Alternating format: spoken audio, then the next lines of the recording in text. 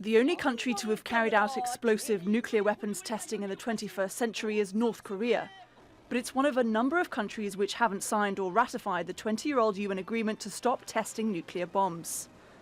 Friday's most recent nuclear test, its biggest so far, was celebrated by North Korea and condemned across the world.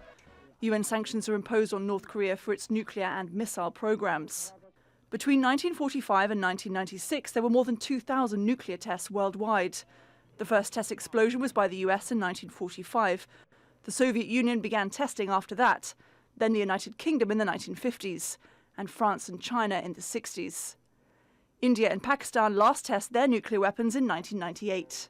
United States government now... Scientific understanding of radiation damage has improved over time, and it's now well known that even small amounts of radiation exposure can cause cancer, as well as enormous environmental damage. Up to 500,000 people have died from radiation-associated cancers as a result of nuclear testing. In 1996, 44 countries who had or were researching nuclear weapons met to discuss a UN ban on nuclear tests. Of the 44, 36 have signed and ratified a comprehensive nuclear test ban treaty.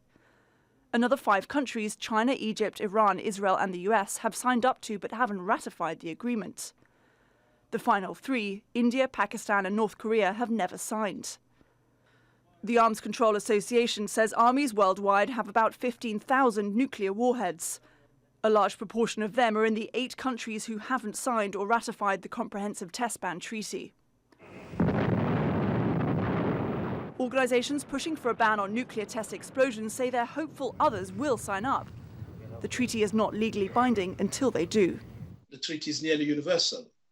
Unfortunately, one can consider that the treaty is being held hostage by the 8 remaining countries which ratification is necessary under the Annex 2 of the Comprehensive Test Ban Treaty for its entry into force. The US and China have begun what's called subcritical testing, using computer simulations in a contained rather than explosive reaction to check their nuclear weapons. The development in technology prevents damage to the environment and reduces the risk to life. 20 years since global powers agreed nuclear weapons testing needs to stop, North Korea continues to go it alone. Caroline Malone, Al Jazeera.